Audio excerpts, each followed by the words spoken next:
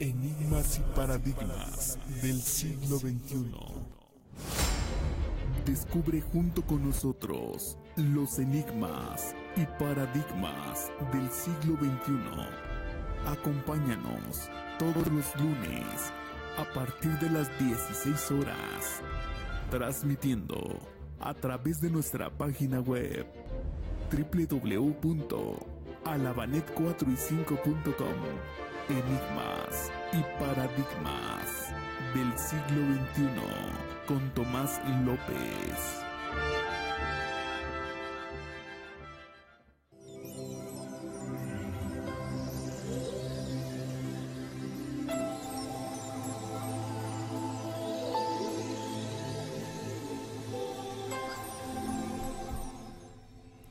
Muy buenas tardes, amigos misterionautas. Hoy estamos con el gusto de siempre aquí en esta emisión de Enigmas y Paradigmas del siglo XXI.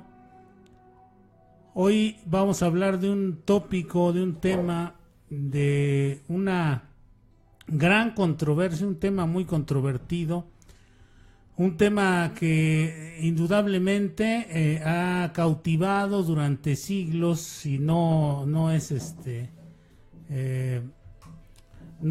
estoy diciendo algo incoherente, estoy hablando de la fascinación que ha generado durante mucho tiempo la famosa sábana santa, la síndone o sábana santa de Turín. Este pedazo de tela, esta reliquia que desde siempre, pues, como les decía, ha cautivado a los estudiosos y científicos por igual, y esto se debe a su misteriosa naturaleza. Recientemente, nuevas pruebas de ADN se unen a las numerosas investigaciones que han intentado profundizar en los extraños misterios y orígenes de esta gran reliquia, ¿no? De esta reliquia que ha sido buscada, que ha sido durante algún tiempo escondida, vigilada, custodiada, estudiada recientemente, hablando de esto que les mencionaba, de los recientes estudios sobre el ADN que se ha tratado de recopilar o recuperar de esta sábana santa.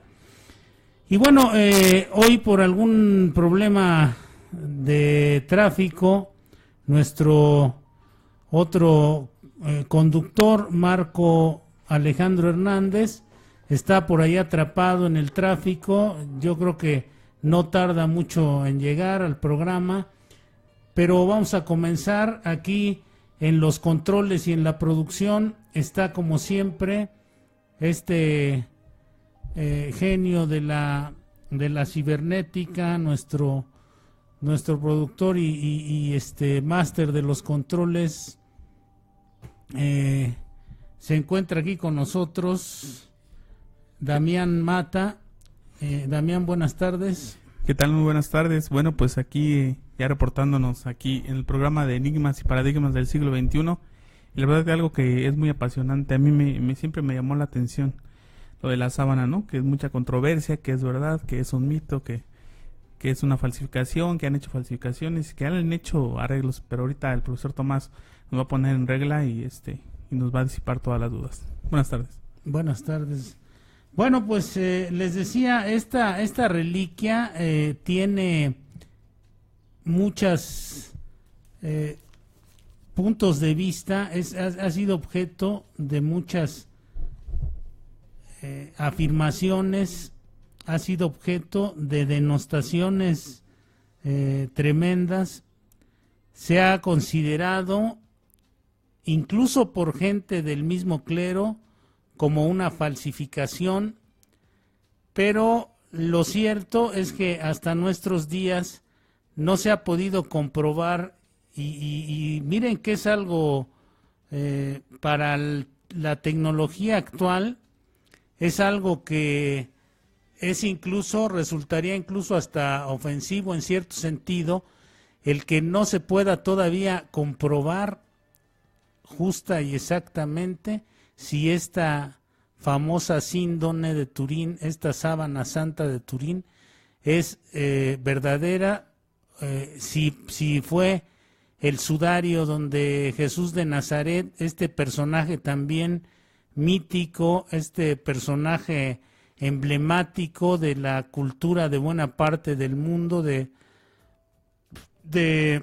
por lo menos casi la mitad o un poco más de la mitad de los habitantes de este mundo, que hemos sido tocados por sus doctrinas, que hemos sido tocados por su manifestación en este mundo, que se dio hace más de 2000 años y que de alguna manera muy enigmática ha venido hasta nuestros días este pedazo de tela, esta sábana de santa de Turín. Entonces, bueno, pues por aquí aparece una imagen de la sábana santa, aquí de este lado de a nuestra diestra, a nuestra derecha. Esa es una imagen donde José de Arimatea está bajando a Jesucristo, y ahí tenemos la imagen, aquí tenemos la imagen de la sábana y del rostro, de un rostro que ha sido impactante para todos nosotros. A continuación de donde está el trozo de sábana, de donde se desprende, donde dicen que está Jesucristo, en este pedazo de sábana, en este rectángulo blanco, que tiene un color pardo rojizo, que fue objeto en 1978 de un estudio serio, de un estudio a profundidad, de un estudio muy, muy profuso, que se realizó a través de la conducción de un científico norteamericano de nombre John Jackson. Este estudió la sábana santa. Ahorita vamos a hablar, aquí van a estar pasando algunas imágenes que ustedes van a ver. Voy a ir explicando este asunto del sudario, y en algún momento también voy a hablarles sobre estas imágenes que están a nuestro lado derecho. Y bueno, pues el lienzo es una sábana pálida de lino. El lino era una tela bastante cara en aquel entonces, de aproximadamente 4.5 metros o 14 pies de longitud, de largo, y que podría ser considerada de escaso interés de no ser por estas características que les mencionaba, de no ser por esta especie de impresión, que también mucha gente dice que pudiese tratarse de la primer fotografía que se realizó en el mundo. Podría tratarse, a decir de algunas personas, de una fotografía, de una prueba, de un ensayo de fotografía, parece ser, decían algunos, que Leonardo da Vinci había estado haciendo experimentos fotográficos, y que entonces este era uno de los experimentos, esto fue el resultado de alguno de los experimentos que Leonardo da Vinci desarrolló. Entonces, bueno, pues estas, que no sería extraño, porque bueno, pues la caja negra, lo que se llama la caja oscura o la caja negra, es una forma, digamos, de dispositivo que es muy fácil de localizar en la naturaleza.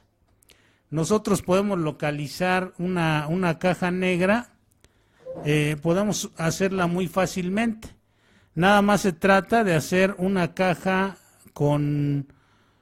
donde no penetre absolutamente nada de luz. Hacemos un orificio en en cualquiera de las caras de esta caja, y entonces se proyecta alguna de las imágenes que están fuera, se proyecta en forma invertida sobre el fondo de la caja.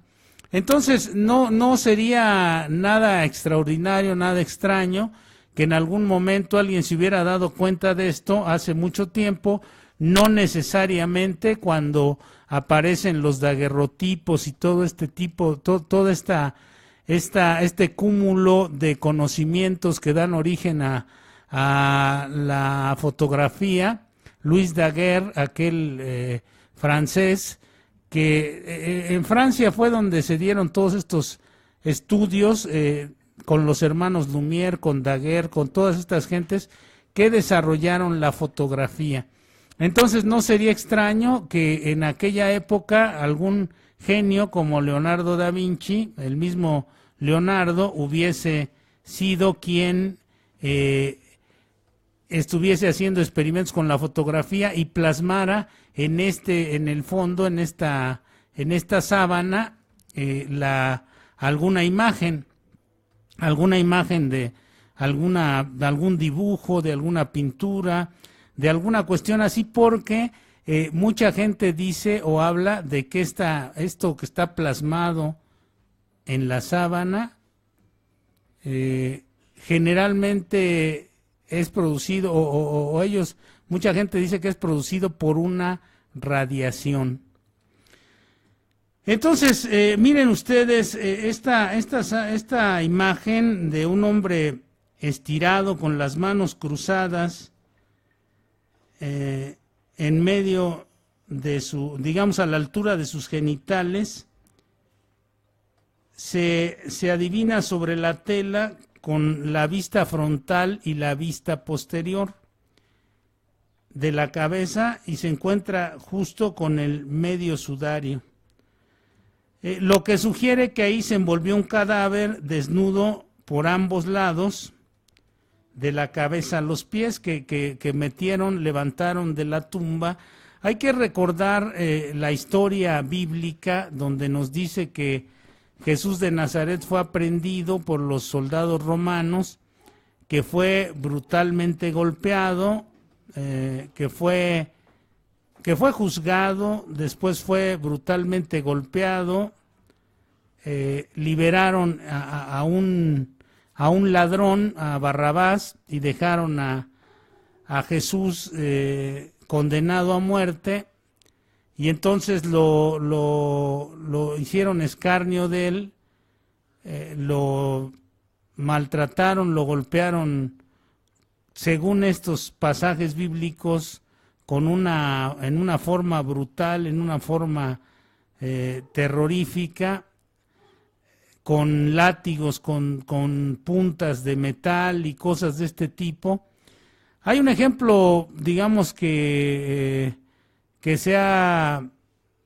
ha sido muy reciente, esta película de La Pasión de Cristo, donde se ve Mel Gibson plasma pues la extrema violencia con que fue maltratado Jesús de Nazaret, como fue golpeado, como fue escarnecido, como fue humillado, y bueno, pues se ven algunas heridas en todo su cuerpo, se ven bastantes heridas, se ven heridas en su rostro. Hay una escena donde le tiran el latigazo y se le engancha arriba del ojo y le hace una incisión aquí en el párpado, entre el párpado y la frente, toda la espalda, obviamente, parte de los costados, los brazos, el cuello. Es una masacre, ¿no? La que sucede ahí en esta película, y es más o menos lo que narra la Biblia.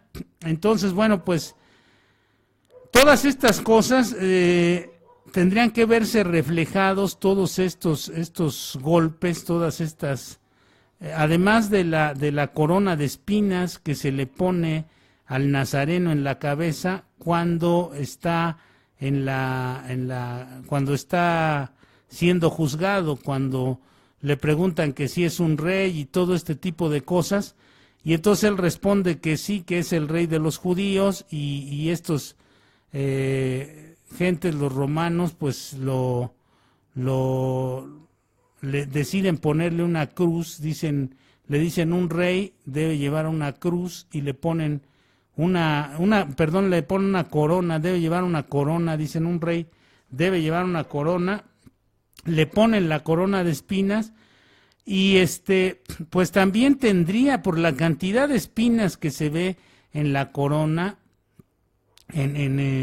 o al hacer una corona de este tipo, pues se lleva una gran cantidad de espinas, que estas espinas pudieron haberle hecho alguna herida profunda en el cuero cabelludo, pudieron haberle tocado alguna de las venas que tenemos en la cabeza, en el cuero cabelludo, y entonces cualquier simple mortal como nosotros, pues quizá hubiese muerto desangrado simplemente, repito, por la corona de espinas que se le puso en la cabeza. Sin embargo, bueno, después de todo este golpeo, después de esta masacre que hacen con él, lo llevan a cargar la cruz hasta el lugar donde lo van a crucificar.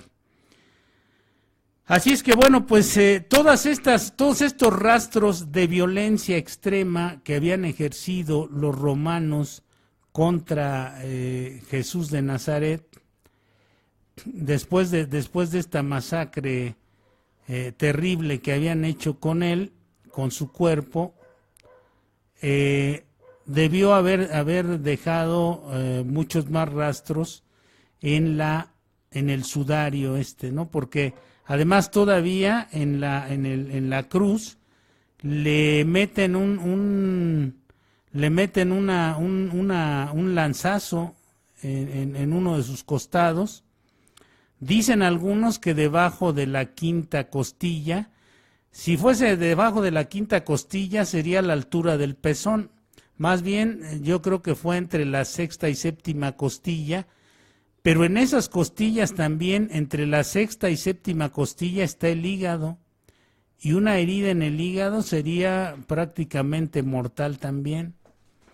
Entonces, bueno, pues hay muchas cosas que no concuerdan en estas narraciones con lo que la fisiología moderna, con lo que los médicos, los fisiólogos, los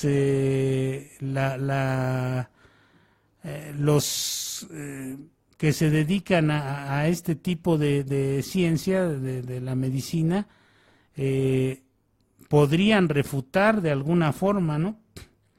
Entonces les decía que está envuelto este cadáver de la cabeza a los pies, supuestamente en el Santo Sudario, en que está aquí a la derecha, y las imágenes del lienzo revelan incontables y terribles heridas en el cuerpo. Eso más o menos tiene alguna concordancia. Cuchilladas, carne arrancada, perforaciones y marcas de azotes. Fíjense, cuchilladas, carne arrancada por esos picos que les decía que tenían los látigos, perforaciones en el cuerpo y marcas de azote. Estas huellas indican a muchos la evidencia de que la sábana santa es auténtica, que da un pormenor de lo que fue la crucifixión, y que concuerda con la narración bíblica de este asunto, ¿no? el registro histórico, si nosotros hablamos del registro histórico de estas cosas, de esta sábana santa, lo ubica cronológicamente a principios del siglo XIV, más o menos. Los estudiosos debaten su posible existencia antes del 1390, definiendo el periodo anterior como muy turbio, e incluso en la época medieval ya habría habido discusiones acerca de la autenticidad del sudario en la época medieval, donde, bueno, pues la Iglesia tenía un enorme poder y entonces estos discutían acerca de lo del sudario. Había escritos cruzados entre diferentes autoridades eclesiásticas, informaciones de aquí, de allá y de acullá, en las que se daba a entender que esta sábana santa, escúchenlo bien los que nos escuchan, era un fraude.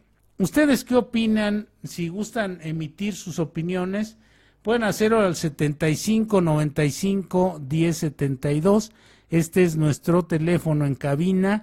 Si ustedes nos regalan una llamada, podrán participar, podemos poner su llamada al aire para que ustedes opinen sobre el tema que estamos tratando esta tarde, que es el Santo Sudario, la síndone de Turín, la sábana santa de Turín, que fue a petición de uno de nuestros misterionautas, este tema que estamos desarrollando ahora, sobre esta sábana santa, sobre este Santo Sudario, ¿no? Sobre esto que es un resumen, es el epítome, el resumen de lo que fuera la vida y la pasión y la obra de Jesús de Nazaret, ¿no? Por eso yo creo que mucha gente, basada en esta fe, basada en esta creencia, basada en esta filosofía que para muchos debe servir, yo creo que a mucha gente le ha servido la filosofía crística para mejorar en algún sentido o en algunos sentidos su existencia. Y entonces yo creo que desde esa perspectiva mucha gente estará convencida de que esta es la sábana santa, de que este es el testimonio, y un testimonio muy importante, de la vida de Jesucristo, de la vida de Jesús de Nazaret. Para algunos otros, quizá no sería este testimonio tan válido si no nos fuéramos por el simple lado de las creencias. Las creencias tienen un enorme poder en nuestra vida. Las creencias articulan y le dan fuerza a nuestro estado emocional, a nuestra visión de la vida, a nuestra... son como un motor las creencias que nos guían, que nos orienta, que nos da la vitalidad para continuar. Si esas creencias nos están o estamos fundamentando en esas creencias nuestro transcurrir por la vida, nuestro caminar por esta existencia, y sustentan también una parte profundamente espiritual, ¿no? Más allá de lo emocional, porque puede ser que haya gente que solamente esté movida en estos sentidos, con estos símbolos que son poderosos. La semiología nos lo dice, el poder que tienen los símbolos, el contenido que un símbolo puede hacer estallar en el interior de los seres humanos, que puede motivar en el interior de todo ser humano. Esto es algo esto es algo extraordinario, ¿no? Esta sábana santa, bueno, pues tiene, les digo, la expresión como el resumen, el epítome de la vida de Jesús de Nazaret.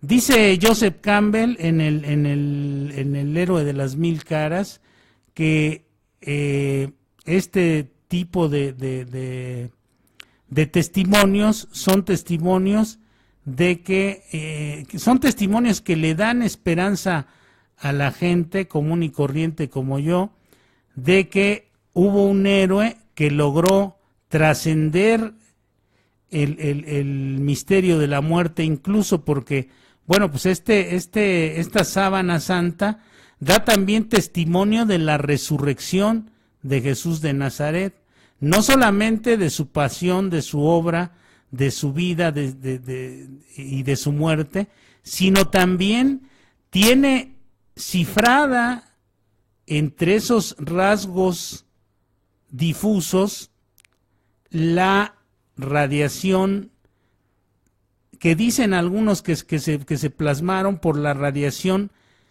que generó la resurrección de Jesús de Nazaret.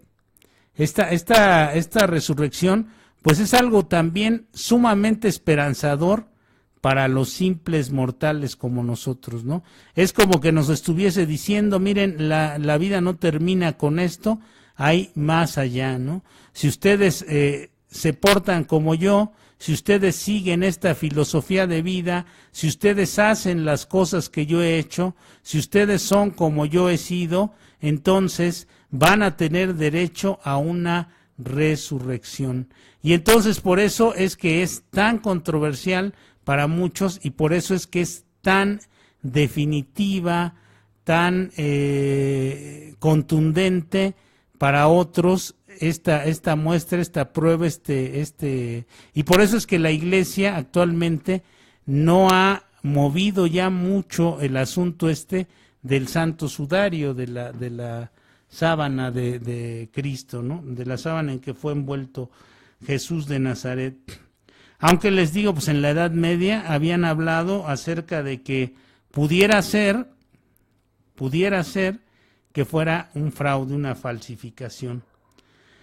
Los historiadores plantean la posibilidad de que varios sudarios de estos estuvieran en circulación en la Edad Media, es decir, que algunas gentes, aprovechando sus habilidades gráficas, hubiesen logrado crear otras imitaciones, otras clonaciones, digamos, aunque el término en ese tiempo no existía, otras imitaciones, otros clones de la sábana santa, con los que pues comerciaban o se hacían de dinero o los vendían a los coleccionistas, trataban de engañar a aquellos que tenían poder económico, porque la situación, bueno, pues en la Edad Media no era fácil, ¿no? Pareciera que seguimos en la Edad Media porque sigue sin ser fácil la situación en lo económico, en lo político, en lo social,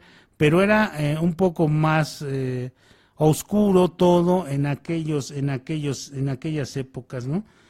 Las acusaciones de fraude podrían no tener nada que ver con el lienzo que se encuentra en la Catedral de Turín y que ahora recientemente los que viven aquí en la Ciudad de México o que vienen de viaje a la Ciudad de México pueden verla. Me parece que todavía está en exhibición en la Catedral Metropolitana, aquí en el centro. Ahí estaba el Santo Sudario, me parece que todavía están exhibiéndola ahí. No estaría de más que se dieran una vuelta. Yo vi hace poco los anuncios ahí de que estaba la sábana santa, para que ustedes con sus propios ojos puedan ver este trozo de tela que es tan emblemático y que encierra tantas cosas, que tenemos aquí a la derecha. La existencia de este sudario está documentada desde el siglo XV. Fue transferido formalmente a la Casa de Saboya en 1453. La Casa de Saboya era una casa de unos nobles italianos que habían habían sido parte o habían sido monarcas o de la monarquía italiana y española. Entonces eran gente que tenía un enorme poder político y económico, y ahí habría sido llevada en primera instancia, y habría sido transferida en el siglo XV el sudario de Turín. Sufrió daños en un incendio que hubo en esa casa, no se sabe si provocado o fue accidental, porque bueno, pues este tipo de personajes como los nobles de Saboya eran gente que tenía una gran cantidad de enemigos dentro de los círculos de la política y también fuera de ellos, ¿no? Entre la ciudadanía, entre la gente que eran sus gobernados o que habrían sido en algún momento sus gobernados. Bueno, pues había mucha gente que habría sido afrentada o habría sido humillada por estas gentes de poder, que se dice también que no eran peras en dulce, ¿no? En diversos momentos de la historia se le han aplicado algunos parches y arreglos a esta sábana santa desde aquellas épocas de que estuvo en Turín, que estuvo llevada ahí a la casa de Saboya. En el siglo XVII se encontraba en una capilla y hasta 200 años más tarde se expuso públicamente y se fotografió por primera vez. Hasta el siglo XVII fue cuando se le sacó por primera vez una fotografía. Fueron las fotografías las que provocaron que el sudario dejara de ser una simple reliquia y se convirtiera en una auténtica sensación. Fíjense cómo la fotografía, que ya era más un medio gráfico de mayor impacto, bien dice el dicho que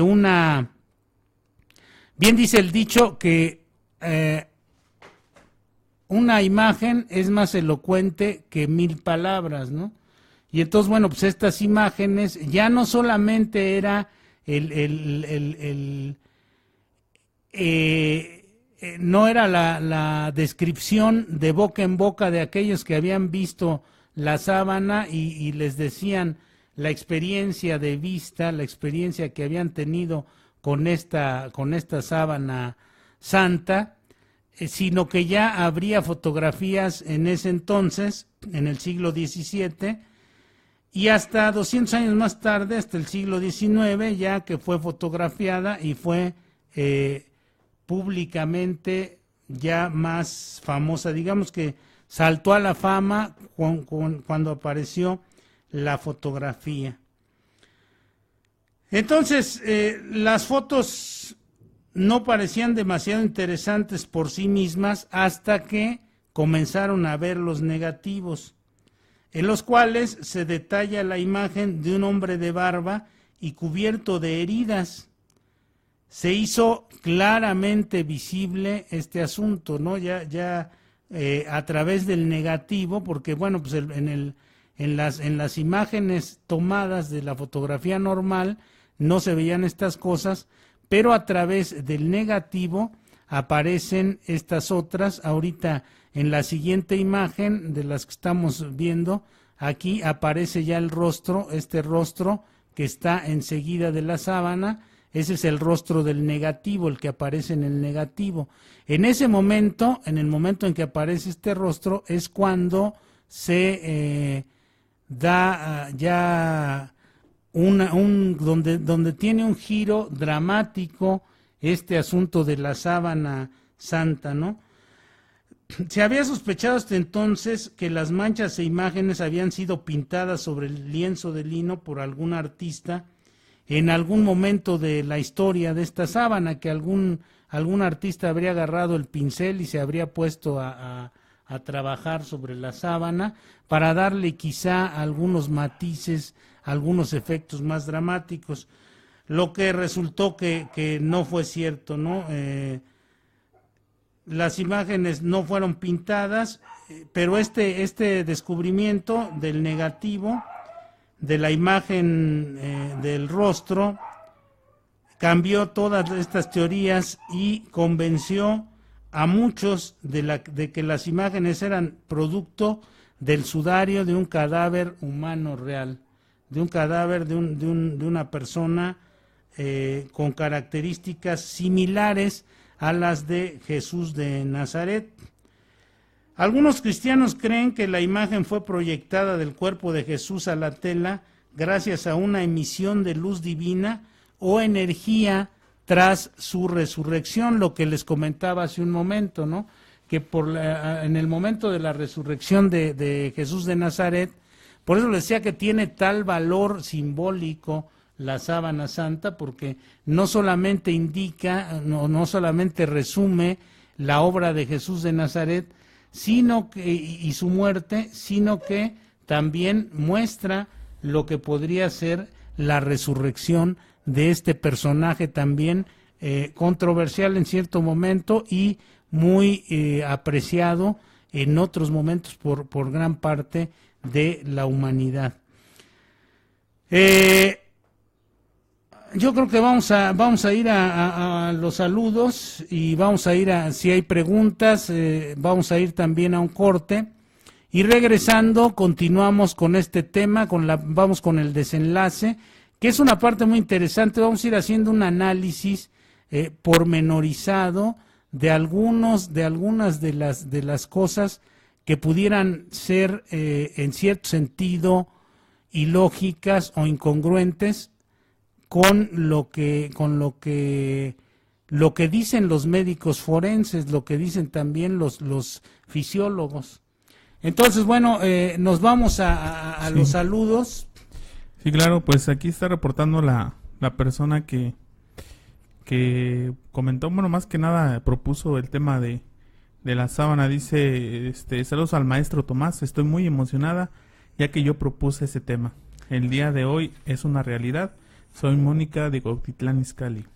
Bueno, saludos Mónica, y pues ya está tu tema, ya lo tenemos desarrollando. Si quieres comunicarte con nosotros, Mónica, lo puedes hacer al 75 95 10 72 y pasamos tu llamada al aire para que compartas con nosotros y con el resto de los misterionautas esta emoción que, bueno, pues esta emoción que se hace presente ahorita en ti, de que estamos tocando el tema que tú propusiste, que es un tema también por demás interesante. Y luego aquí empezaron con las preguntas. Dice, ¿es verdad que la NASA la examinó hace años? Miren, no tanto como que la NASA, porque ¿qué interés podría tener la NASA en examinar un pedazo de tela o en examinar el santo sudario de Jesucristo? No, la NASA, los investigadores, John Jackson, que hizo la investigación en 1978, tomó algunos de los métodos y se asesoró, ojo con esto, se asesoró con algunos personajes que trabajaban en la NASA, pero la NASA jamás se ha metido a analizar este fenómeno de la sábana santa.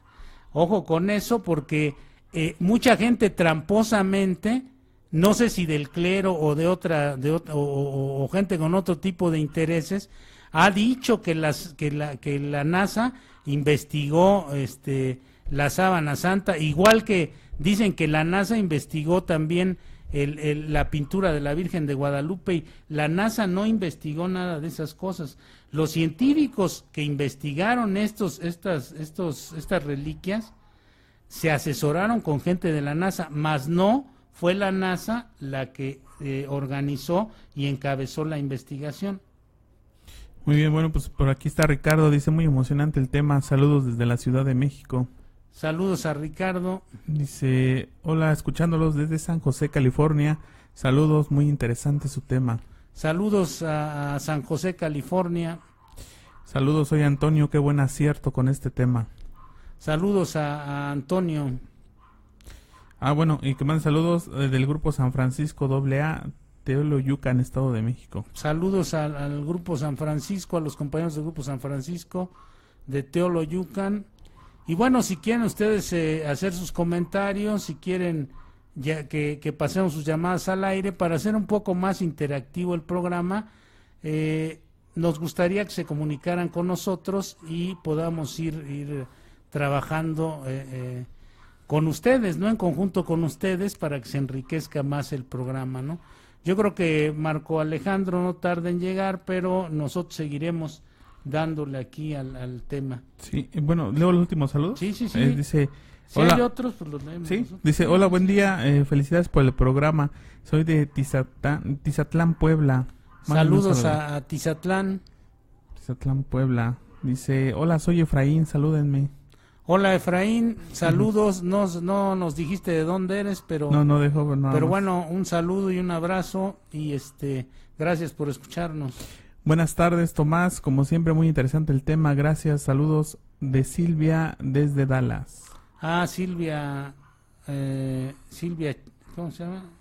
Chiqui, creo, algo así. No sé, nada más puso aquí. Bueno, Silvia, saludos para Silvia, que Esos son los mensajes siempre de la nos página. escucha ella. Sí, ya son personas ya aquí, ¿no? Que están al pendiente. Que son asiduas. Ya Exactamente. pronto van a llegar las camisetas, se las vamos a mandar, van a ver. Sí, ya pronto. Ya De hecho, pronto, ojalá y la persona, bueno, igual y no, pero la persona que nos había dicho que había hecho las camisas, que él las tenía incluso publicadas en su perfil, ojalá y se ponga en contacto con nosotros, ¿no?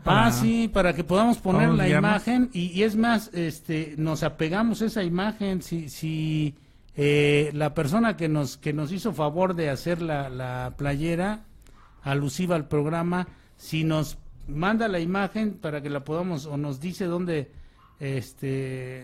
podemos verla en su perfil, en su cuenta, y nosotros la podemos ver, vamos a utilizarla para replicar las playeras. Entonces se lo agradeceríamos mucho. Y bueno, aquí el último saludo que entró, pues, estos son los saludos de la página, ahorita vamos regresando con el de Facebook Live. Dice, saludos a mi tío Tomás y a todo el equipo, soy Isabel López. Saludos Isabel, mi sobrina, ¿cómo se llama? Mi sobrina putativa. Ok. Bueno, pues vámonos a una pausa, y ahorita regresamos. Muy bien. Vamos a la pausa y regresamos en unos instantes. No se vayan. Enigmas y paradigmas del siglo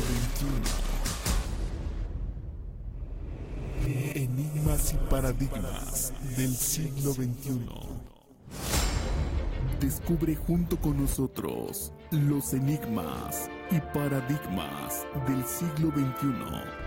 Acompáñanos todos los lunes a partir de las 16 horas, transmitiendo a través de nuestra página web www.alabanet4y5.com.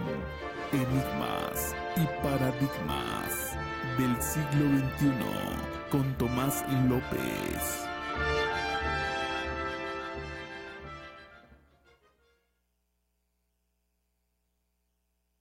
Con Tomás López, enigmas y paradigmas del siglo XXI.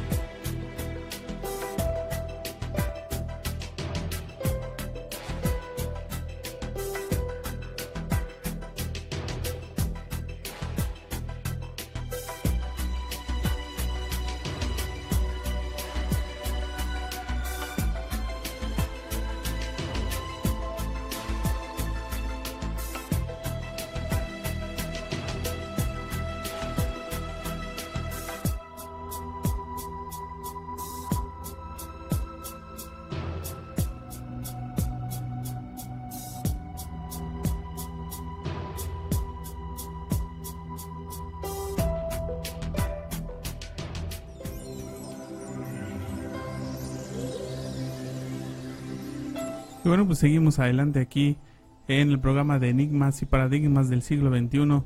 Y bueno, aquí leyendo sus mensajes. Y dice Pati Rodríguez, no se oye nada. No, lo que pasa es que estábamos en un comercial.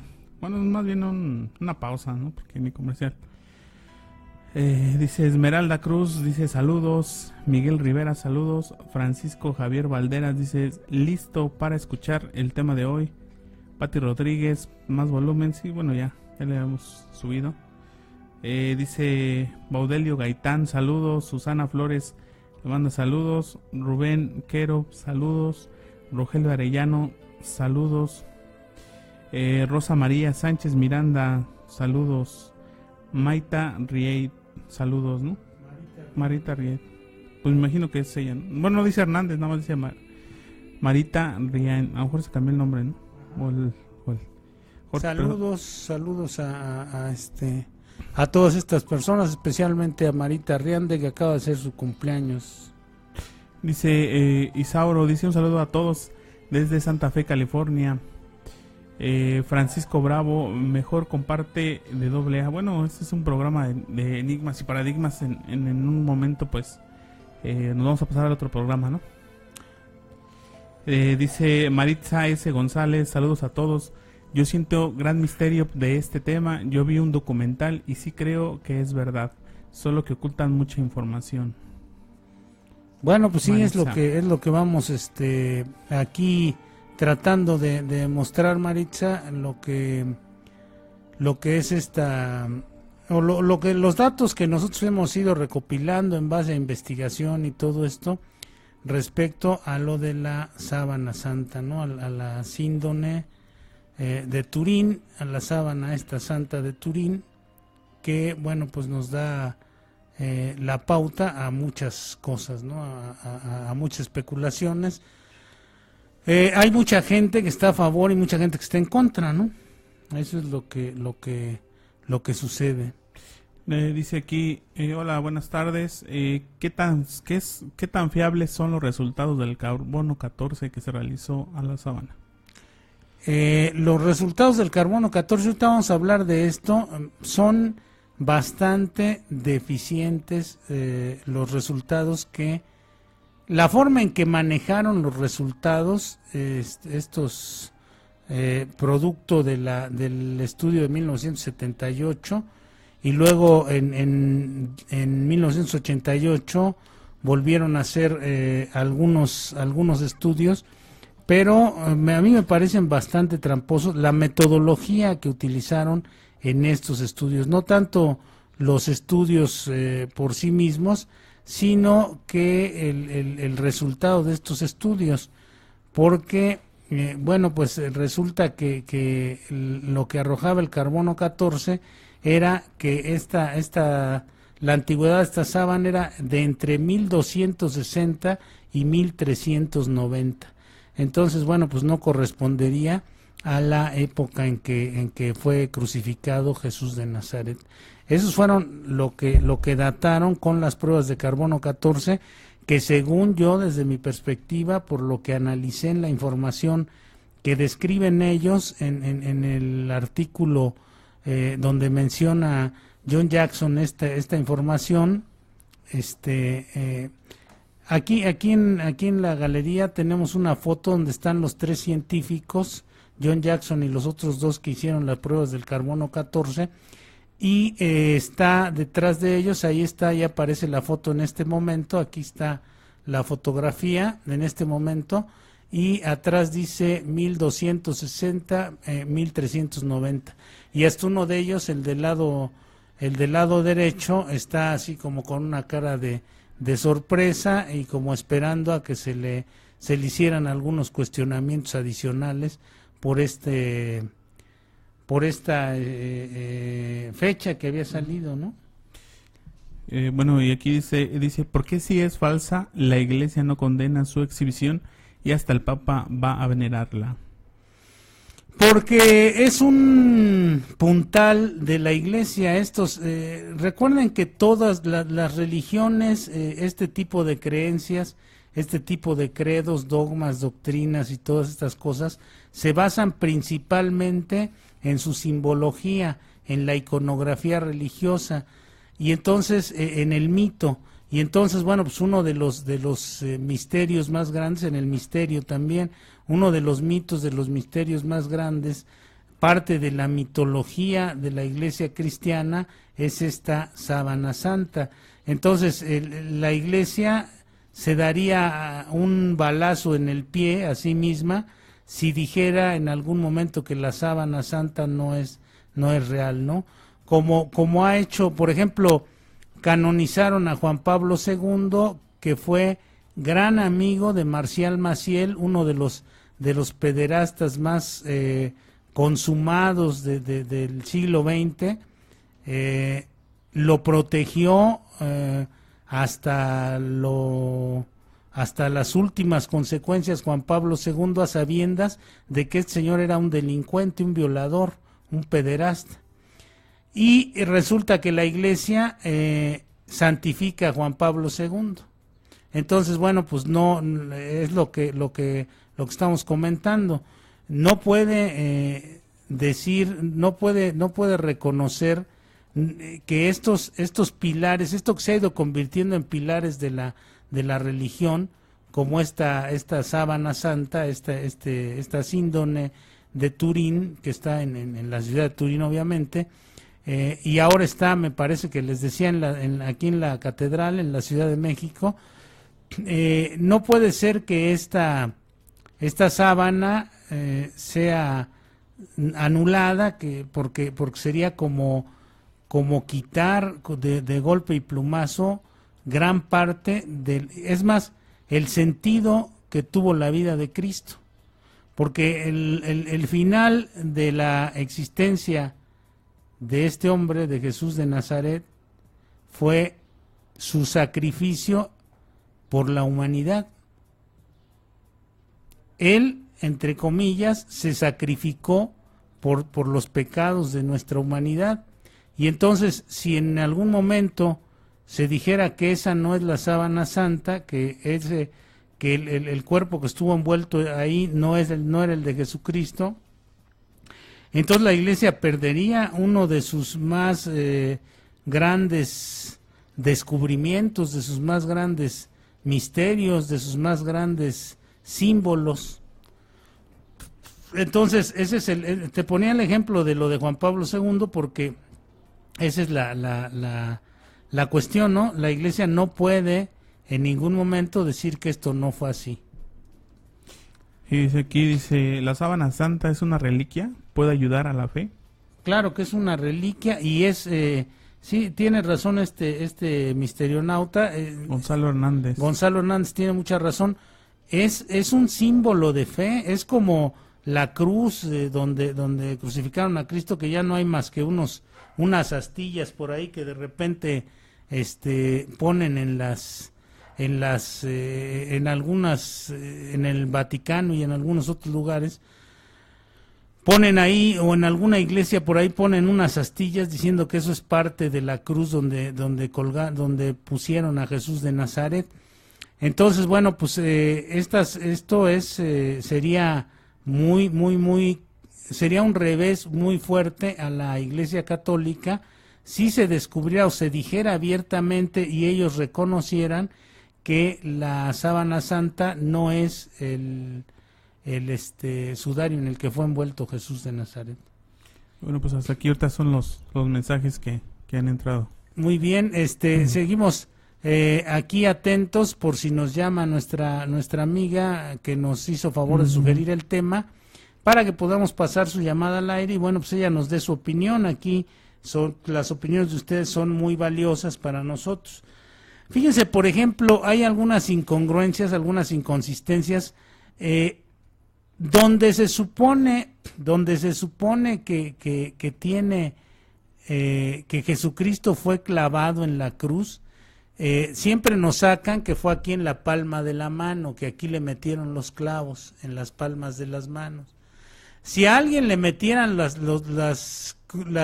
clavos en las palmas de las manos y pesara un poquito más de 80 kilos, no lograría no soportaría el peso, se irían desgarrando, se iría desgarrando la carne y llegaría el momento en que se zafaría, se caería la mitad del cuerpo por lo menos, y bueno, con el impulso de la caída seguramente se zafaría también de los pies y caería el cuerpo completo.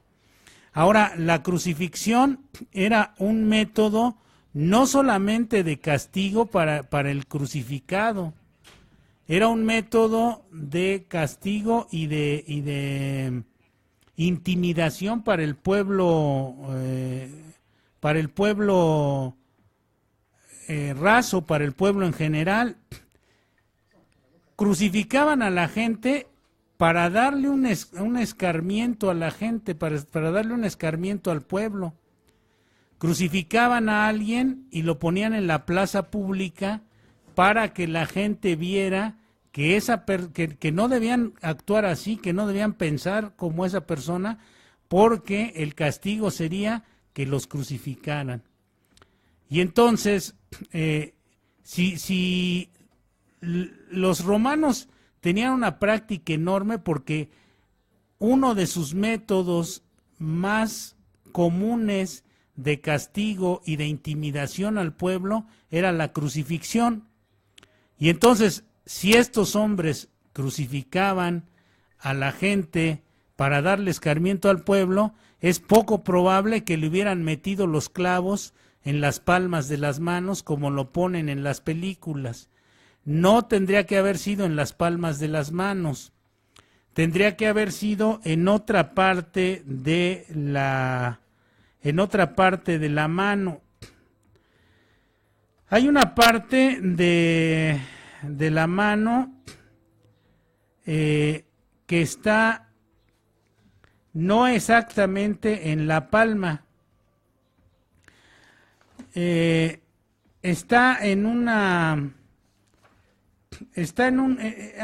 un hueco en la mano, hay un hueco en nuestras manos, en nuestra mano, que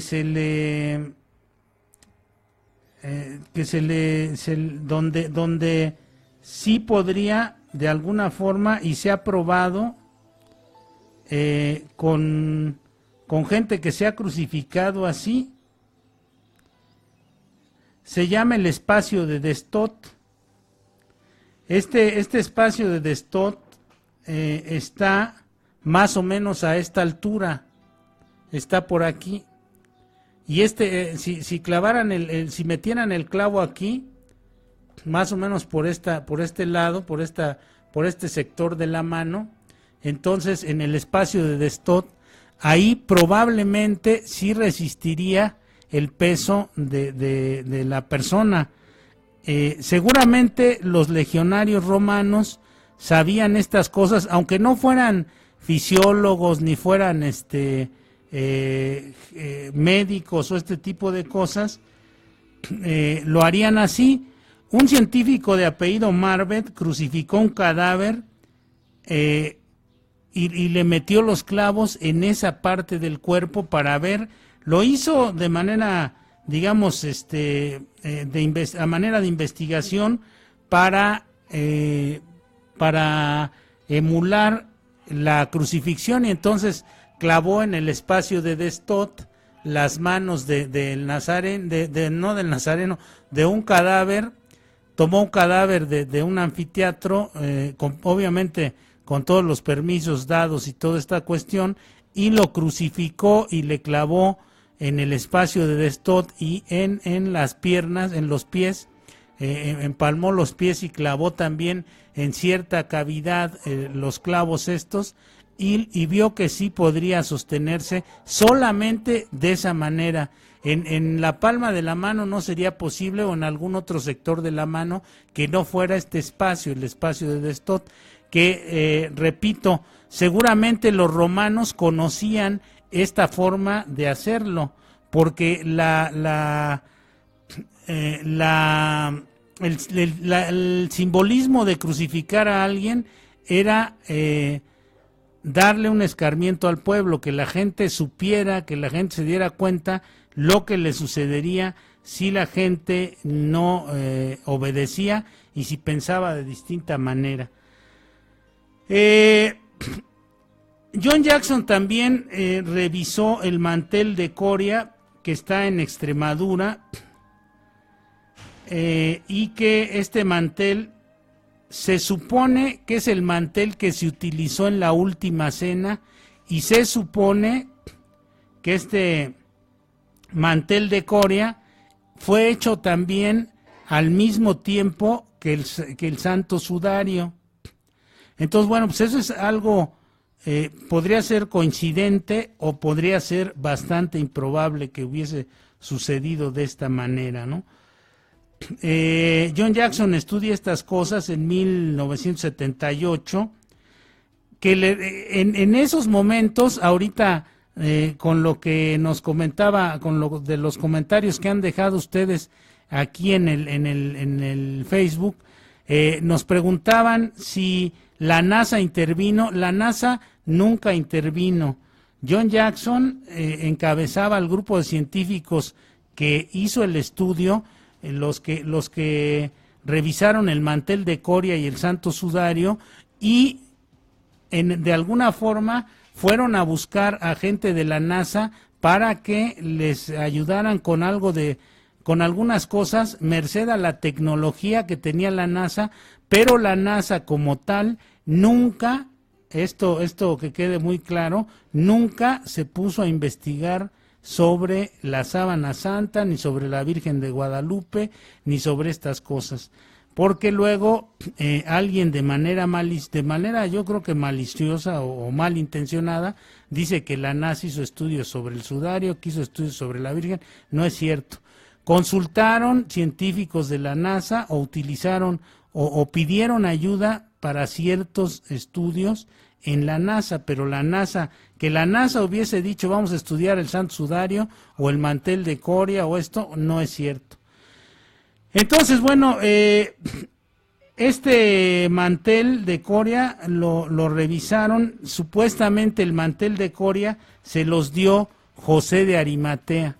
Y este señor José de Arimatea, bueno, pues debieron haberlo canonizado también a don José de Arimatea, porque realmente este señor está a un nivel casi de Avatar, ¿no? Porque este cuate, don José de Arimatea, es un personaje que, fíjense, aquí lo tengo a mi derecha. José de Arimatea es el que recibe el cuerpo de Cristo. Pero antes de ahí está la imagen donde le están dando a él el cuerpo de Cristo. José de Arimatea, este señor de la barbita ahí que ven ustedes, ese señor pertenecía al Sanedrín judío, era un sacerdote judío, era de la provincia de Arimatea. ¿Qué tenía que hacer donde crucificaron a Cristo? Vayan ustedes a saber, pero bueno, estuvo en la crucifixión. Pero antes de eso, José de Arimatea es el que les da el mantel, les da los insumos para la última cena a Jesucristo y a los 12 apóstoles. ¿Por qué? No lo sabemos. ¿Cuál fue su relación con estos? ¿Por qué fue tan bondadoso siendo sacerdote judío con ellos? No lo sabemos. Vamos a darle el beneficio de la duda. Pudiéramos pensar que, bueno, pues la elocuencia de Jesucristo, su personalidad, sus milagros, todas estas cosas, si es que así sucedieron como son narradas en la Biblia, hubieran convencido a José de Arimatea de colaborar con ellos. Bueno, pues les da la casa, les da el mantel, les da la mesa, les da los insumos para que hagan la última cena. Pero el señor, vaya que era listo o que era un genio. Aquí está don José de Arimatea con su barbita y su gorro en la cabeza, cargando el cuerpo de Jesucristo. Este señor, a pesar de todas estas cosas, cuando muere Jesucristo, Él tiene todos los ingredientes, todas las cosas para embalsamar un cuerpo y enterrarlo. ¿No les parece extraño esto? Que él, si no se dedicaba, si era sacerdote judío, ¿por qué o cómo o de qué manera o para qué tenía él todos estos insumos para poder embalsamar al cuerpo y enterrarlo, un cuerpo humano y enterrarlo? O era un sabio, o era un profeta, o podía ver el futuro y sabía que iban a matar a Jesús de Nazaret, o le dijeron, o le avisaron, o le dieron un pitazo y se fue preparando.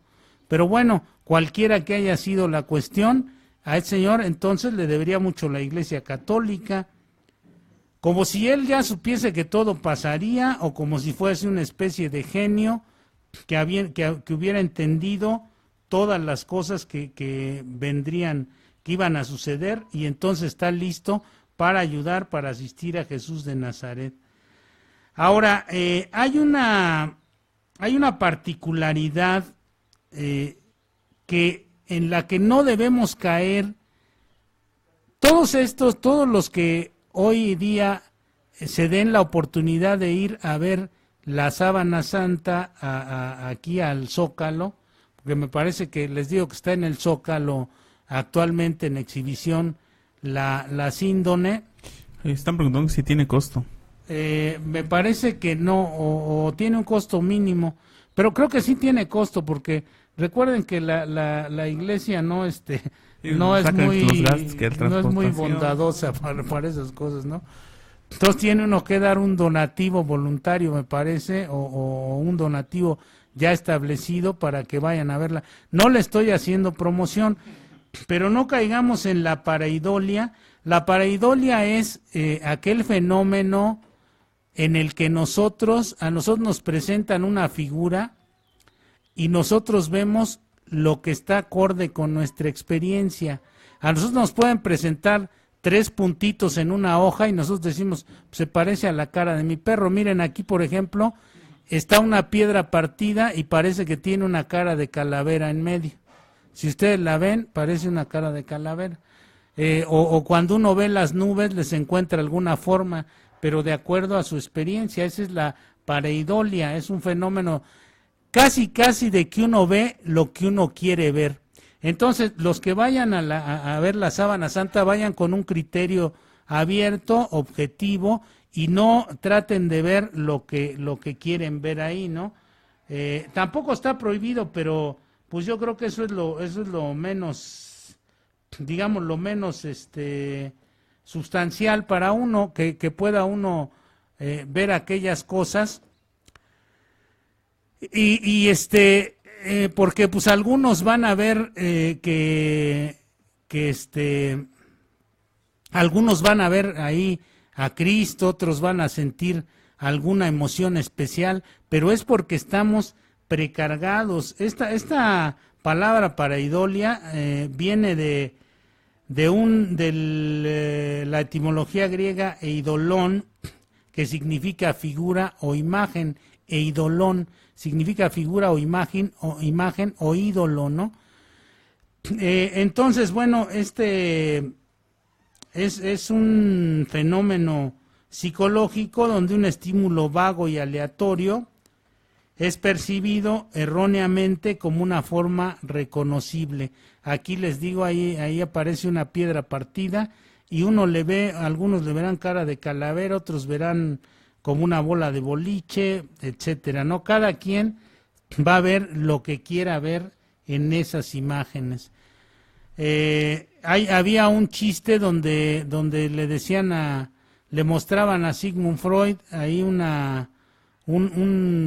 rectángulo y decía que era es una pareja haciendo el sexo, y le mostraban un cuadrado y decía, son las pulsiones sexuales, y todo lo iba relacionado con el sexo, porque bueno, pues era su experiencia, la visión que él tenía de la vida estaba muy relacionada con la sexualidad. Entonces, si nosotros estamos muy atrapados en el aspecto de las creencias y hemos anulado el razonamiento, nos vamos a ir con la finta y entonces vamos a a engancharnos a ver quizá cosas que no son objetivas. Estamos predispuestos, cargados de una serie de creencias y nuestros sentidos pues, nos juegan a veces malas pasadas, ¿no? Vemos cosas que no existen en la síndone. Y hay también una característica, hay algo. Miren, vamos a hablar en el próximo programa, de una vez, ahí nos va a ir, para que nos vaya haciendo el flyer, nuestro amigo Damián Mata aquí, vamos a hablar sobre los arcontes. Arcontes se va a llamar el próximo programa, el misterio de los arcontes. Los arcontes, según el dicho de varias personas, no de una sola persona, sino de varias gentes, entre ellas Juan Matus. Juan Matus era el chamán yaqui, el chamán yaqui que era de los, el chamán yaqui que era de los de allá de Sonora, y que es el que ayuda a este señor, que ayuda a Carlos Castaneda a que elabore su tesis sobre brujería. Y bueno, no solamente se convierte en una tesis, sino que se convierte en una forma de vida para Carlos Castaneda, que después practique el chamanismo como forma de espiritualidad. Este señor habla de que desde el fondo del universo vienen una serie de seres, depredadores, les llama él, que son parásitos mentales y que nos inyectan una serie de ideas y que nos conectan a frecuencias erróneas para que nosotros estemos bajo su completo dominio. Esos son los arcontes, los parásitos mentales. Ahí también vamos a hablar sobre lo que... Esto evidentemente tiene no solamente es una versión de un chamán, también, bueno, pues hay gente tan importante en el mundo de la intelectualidad como la nieta de Eisenhower, Laura Magdalena Eisenhower, que habla sobre cómo nos tienen dominados, subyugados estos arcontes y cómo nos han inyectado ideas, creencias y más creencias, y cómo la religión se ha vuelto un mecanismo de dominio total y absoluto sobre nosotros los seres humanos, una especie de matrix ideológica, estos seres son seres preorgánicos, que tiene que ver con todo esto de los reptilianos y todo esto. David Icke también ha hablado sobre este asunto, mucha gente ha hablado sobre estas cosas, ¿no? Entonces, bueno, pues vamos a hablar sobre este asunto que también puede conectarse con esto de lo que estamos viendo, con la ideología que nos ha sido inyectada para que podamos reconocer este tipo de símbolos y caer subyugados ante ellos. La única forma de liberarnos de estas cosas es haciendo una verdadera conciencia objetiva, aprendiendo realmente a relajarnos, saliéndonos a vivir la calle, la naturaleza, leyendo cosas constructivas, haciendo meditación, una serie de disciplinas que nos van a permitir ver de manera más objetiva todo lo que sucede a nuestro alrededor y que de alguna manera nos van a permitir salirnos de este conjunto de creencias que nos han inyectado, a decir de estos personajes que de los que estaba yo hablando, que nos han inyectado los arcontes. A los arcontes, bueno, pues se les puede ver de diferentes maneras, pero eso lo vamos a tratar en el siguiente programa. Entonces, todas estas cosas que nosotros no hemos que nosotros podemos ver, que nosotros podemos, les decía, caer en la pareidolia, que podemos ver lo que queremos ver, lo que está de acuerdo con nuestra experiencia, con nuestras creencias. No podemos ver cosas que son distintas, no podemos ver las cosas objetivamente. Entonces, bueno, pues por eso todas estas cosas nos pueden mantener subyugados, nos pueden mantener bajo un estado de fascinación. Así es que todos aquellos que vayan a ver la famosa sábana santa, háganlo con un criterio abierto, les sugiero yo, si no quieren pues también, háganlo como ustedes quieran, pero yo les sugiero que lo vean con un criterio más abierto, con una mayor objetividad y que se fijen en los detalles de estos asuntos, ¿no? La sangre que existe en la sábana santa es, a decir de los expertos que a partir de 1978 hicieron estos estudios, es sangre de tipo AB, pero hay una particularidad: toda la sangre que se deja durante mucho tiempo en algún lugar se va degradando y se convierte en sangre AB. O sea que realmente la sangre AB es al paso del tiempo en lo que termina cualquier tipo de sangre.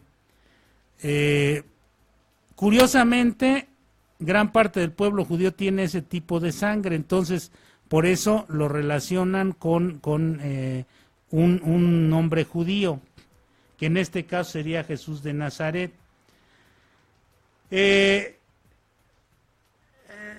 la imagen 6, en una de las imágenes que tenemos aquí, en la revista Nature en 1988, presentaron esto, nos hablaban de lo del carbono 14, presentaron la datación del carbono 14 y ahí, fíjense lo que hicieron estos cuates, sacaron una media de la media, o sea, hicieron la datación, ahí está la imagen, aquí la tenemos a la derecha, ahí están los tres científicos diciendo que el carbono 14 decía que se trata de un objeto de entre del 1260 y el 1390. Ahora lo que ellos hicieron fue sacar el dato del carbono 14 que salió en la revista Nature, ahí pueden verlo en internet, está una fichita simplemente de carbono 14, y promediaron y sacaron la media, y luego de esa media sacaron otra media, y con ese segundo resultado, con la media de la media, sacaron los datos, según ellos, con mayor precisión. La antropometría de Jesús de Nazaret, según el lienzo de Turín, según el lienzo, es algo casi imposible. En primer lugar, hablan de un hombre de 1,80. La sábana dice otra cosa. Con las medidas antropométricas que sacan de la sábana, la persona que está en la sábana es alguien de aproximadamente 1,74 de estatura, 2 centímetros más, 2 centímetros menos. La estatura promedio de los judíos en la era en que aparece Jesús de Nazaret era de 1,70. Era casi imposible que alguien midiera más de 1,70. Entonces estamos hablando de que si medía 1,74 era un hombre gigante para la época, 4 centímetros más del promedio normal de esa época. Y algunas gentes religiosas, de los primeros que empezaron a estudiar la sábana, hablan de un hombre de 1,80, que es más improbable todavía. Entonces, bueno, vamos a conceder el beneficio de la duda y pensar que Jesús de Nazaret sí medía 1,74. Vamos a ponerlo así. Entonces, medía 1,74 y sí estuvo envuelto en esa sábana, ¿no? Decían que era robusto y que medía 1,80 y todo ese tipo de cosas. Bueno, pues si dicen que estaban las heridas en las palmas de las manos, por la estatura y el peso que tendría, si era un hombre de 1,80 robusto, se hubiera caído de la cruz. se hubiese caído de la cruz. Entonces, seguramente sabían la técnica de dónde poner los clavos. Los clavos que encontraron en Escocia, encontraron cientos de clavos, miles de clavos en Escocia, que decían que eran clavos romanos y que algunos de esos clavos se habrían utilizado en la crucifixión de Cristo, pero era como buscar una aguja en un pajar o en dos pajares. Eran clavos de 15 centímetros. Juan José Benítez muestra unos clavos de entre 20 y 25 centímetros y según Juan José Benítez, este escritor extraordinario de misterios, un hombre muy inteligente y muy bien documentado, dice que con clavos de entre 20 y 25 centímetros se habría crucificado a Jesús de Nazaret, que eso es más probable que aquellos clavos que trataron de en algún momento meternos o vendernos la idea de que habría sido crucificado con esos. Entonces, como ustedes ven, hay una serie de incongruencias, de inconsistencias en este asunto de la sábana santa. Ahora, ¿por qué tiene las manos cruzadas en medio de los genitales esta imagen? El cuerpo que está ahí en la imagen, que está plasmado en la sábana, tiene las manos en los genitales. Entonces, ¿qué sucedió ahí? ¿A poco se murió? Ahí está, miren, en esta imagen, en la primera imagen, junto al rostro, está el cuerpo con las manos entre los genitales, las manos cubriendo los genitales. Ahora, en una de las manos se ve el dedo índice más crecido que el dedo medio. ¿Esto qué quiere decir? Esto se ha relacionado con el cáncer de próstata. Algunos dicen que que a la gente que le da cáncer de próstata hay una manifestación que es el crecimiento del dedo índice más grande que el dedo medio. Entonces, ¿qué quiere decir? Que probablemente este señor que crucificaron tendría algún problema en su próstata. Se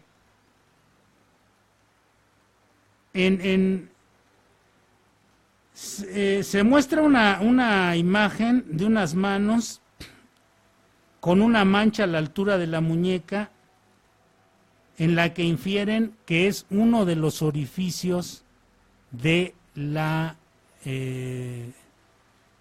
los clavos. Ya hablamos del experimento de Marbet, que dice este señor Marbet que se tendría que clavar en una de las cavidades más en una de las cavidades de aquí alrededor abajo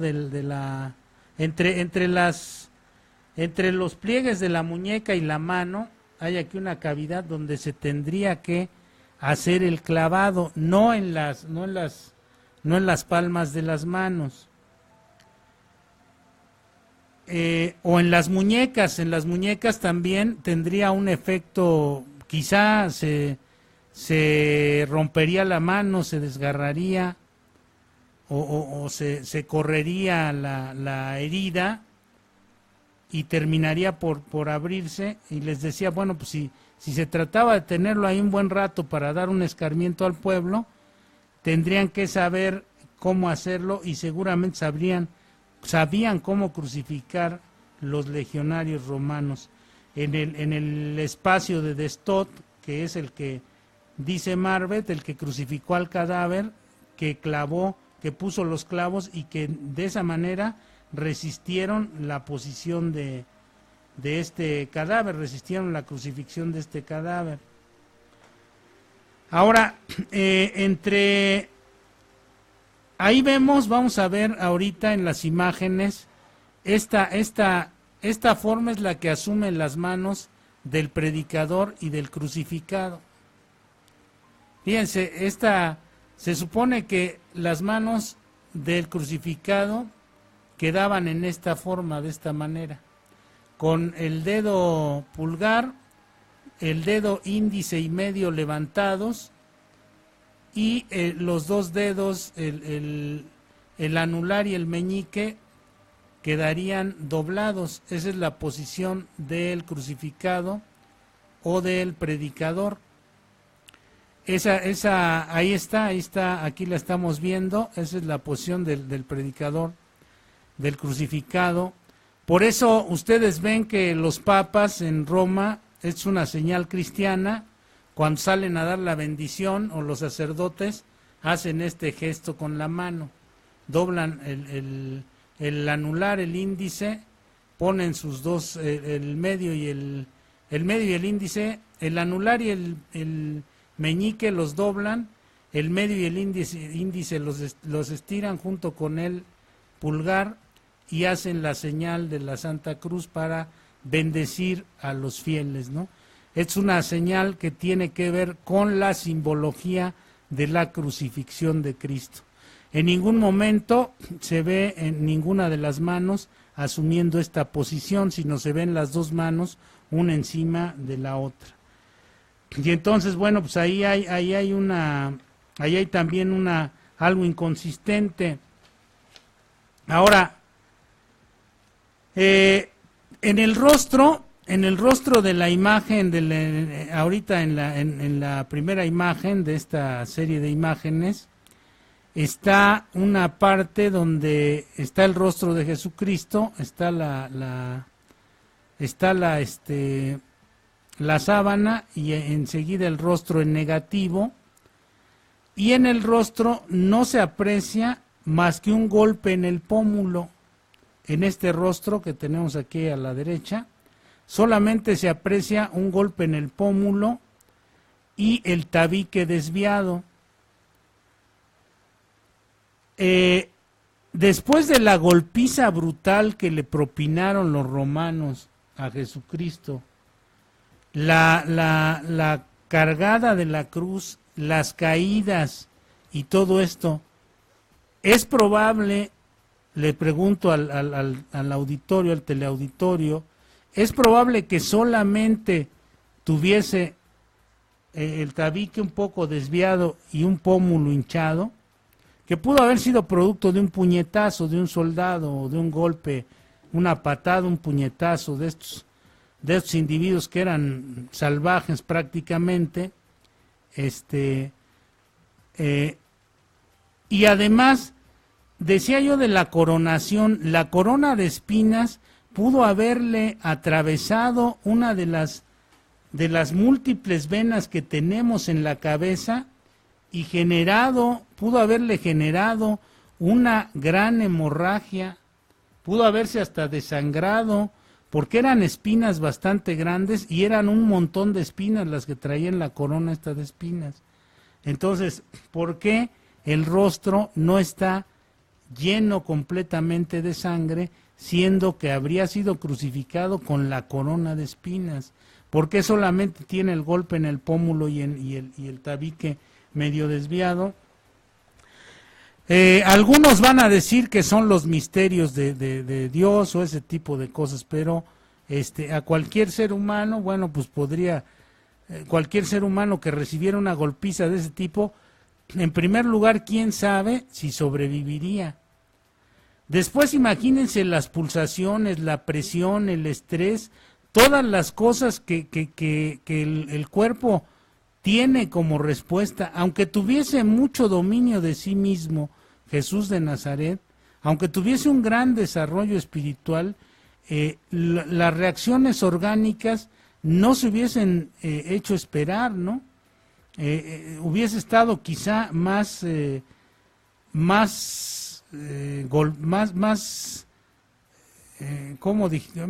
shock, ¿no? Hubiese estado más en un estado ya de sacudimiento total, de una tensión y una desesperación terrible.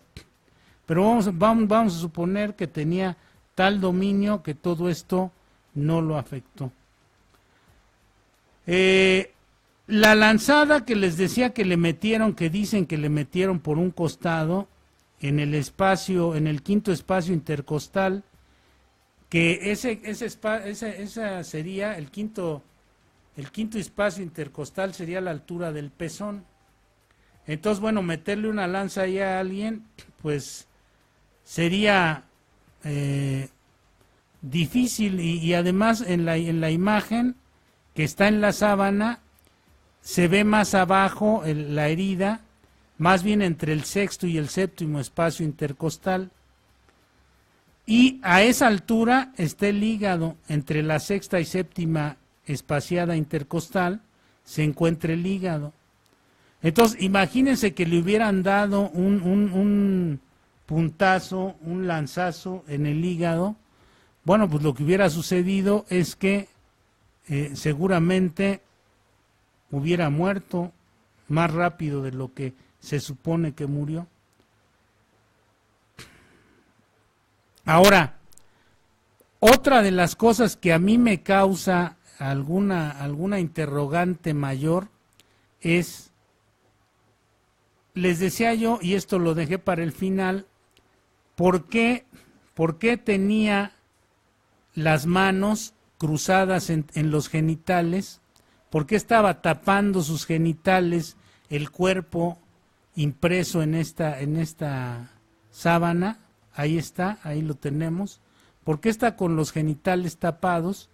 Bueno, pues está con los genitales tapados porque evidentemente quien hizo esta impresión no quería que se viera si estaba circuncidado o no.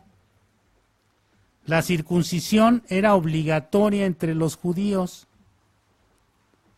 Entonces, si Jesús de Nazaret era judío, debió haber estado circuncidado.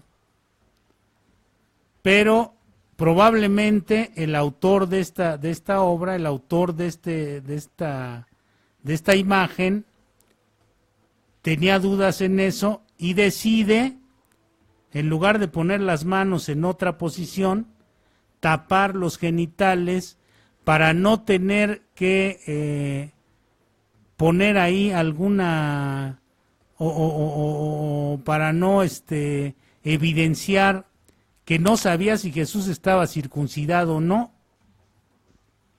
Entonces, bueno, imagínense, todas estas cosas dan por resultado que uno se quede en el mismo estado de antes, ¿no? Que uno piense que es probable que esta imagen de la sábana santa no sea una imagen original, que este personaje que está ahí en la sábana santa no sea Jesús de Nazaret, y que la sábana santa, bueno, pues no se trate más que de un símbolo de la Iglesia para continuar con su reinado, con su poder, con el dominio que ejerce sobre las masas. Esa es mi conclusión. Yo creo que esto de la sábana santa es más bien un recurso fraudulento, esgrimido para continuar con el dominio de 2000 años y poderlo prolongar otros 2000 o no sé cuántos años, ¿no? Pero bueno, pues seguirá habiendo investigaciones, seguramente, seguirá habiendo otros personajes que buscarán de alguna manera denostar y otros autentificar este asunto. Y bueno, pues lamentablemente no hay tiempo para más. Vamos a irnos a los últimos saludos del Facebook Live, de la página. Y bueno, Damián, pues no sé cuál sea tu conclusión de todo lo que hemos estado aquí hablando sobre la sábana santa. ¿Tú qué piensas respecto a esto? Y nos vayamos a los saludos. No, pues bastante, pues no sé, o sea, hay mucha gente que lo apoya, como usted dice, hay mucha gente que no, que no cree, ¿no? Y ahora sí que al final de cuentas, pues no sé, ¿no? Esto siempre va a prevalecer. Ahorita la sábana santa, yo creo en 2000 años van a inventar otra cosa para tener el dominio de otros 2000 años, ¿no? O sea, te das cuenta cómo ellos no dejan ahora sí que campo, ¿no? Para que no tengan el dominio, ¿no? O sea, si esto fue bueno en nuestra era de alguna forma, o por estos tiempos, la sábana santa, yo creo que se van a, no sé, o sea, van a inventar otra cosa, o van a tener pues el dominio. O sea, yo creo que esa es su visión de ellos, ¿no? Tener el dominio y prevalecer y estar presentes, ¿no? Claro, sí. Y bueno, pues vámonos con los últimos saludos que tenemos aquí. Dice, saludos al buen Tomás, ya estoy suscrito al canal, sugiero el tema de filosofía del FEN. Un abrazo y gracias por su programa. Filosofía del FEN. Del Feng Shui. Del Feng Shui. Bueno, pues vamos a agendarlo y pronto, como este programa, lo vamos a meter en la lista. Dice Cristina, dice, saludos, muy bueno el tema, gracias, ojalá y puedan extender el tema. Bueno, yo creo que este tema hasta aquí quedó bien, ¿no? Sí, yo creo que hasta aquí quedó bien. Vamos a, si hay algún adendum, algo que se le vaya agregando al tema, alguna noticia nueva sobre el tema, bueno, pues lo van a poder ver en el canal de YouTube, en el de Enigmas y Paradigmas, o lo vamos a decir aquí a través de la estación. Dice Crispina López, así dice Crispina. Saludos desde Coctepec, Gustavo Amadero. Dice Marisol, ¿qué pasó? No sé, algo así estaba comentando. Y aquí estaba comentando, se me pasó leer una pregunta. Dice, en realidad, ¿de qué material está hecho la sábana de Turín? Es de lino, es una sábana de lino, es una tela de lino. El lino era un material muy caro en aquella época, ¿no? Ok, bueno, pues son los saludos que entraron por aquí, por el Facebook Live y por la página. Estuvieron muy atentos a lo que estaba exponiendo. Bueno, pues les decía, no queda tiempo para más, estamos al final del programa. Saludos a todos nuestros misterionautas. Les sugerimos a aquellos que nos sugieren temas que cuando toquemos su tema se comuniquen con nosotros. Son bienvenidas las llamadas para que opinen sobre el tema, para que nos den su opinión. La pasamos al aire con mucho gusto, además de la interacción que tienen con nosotros en el chat, las pasamos al aire y todo esto. Entonces, bueno, les reiteramos que el próximo lunes vamos a hablar sobre los arcontes, el dominio de la mente, el gobierno tras las sombras que ha mantenido cautiva a la humanidad durante muchos milenios y que recientemente ha habido más indicios de esto, ¿no? Gentes ya de las élites, incluso que tuvieron que ver con algunas de estas gentes, con algunos de los que hicieron tratos con estos arcontes, de alguna forma, bueno, pues están hablando, y vamos a darles la información más veraz posible, ¿no? Nosotros no decimos que somos los expertos más grandes sobre estos temas, simplemente que hacemos nuestro mejor y mayor esfuerzo por documentar los temas y poder llevarles a ustedes una información de mayor calidad en cada una de nuestras emisiones. Yo les agradezco mucho, les deseo que sean muy felices, busquen parte de lo que nos distingue como seres humanos es que podemos alcanzar estados de felicidad, estados de satisfacción, y no necesariamente mediante estímulos externos, mediante el dinero, el poder y estas cosas, sino podemos alcanzarlos mediante el uso de nuestra conciencia, de nuestros recursos humanos y todas estas cosas. Yo les agradezco su preferencia y nos vemos dentro de 8 días.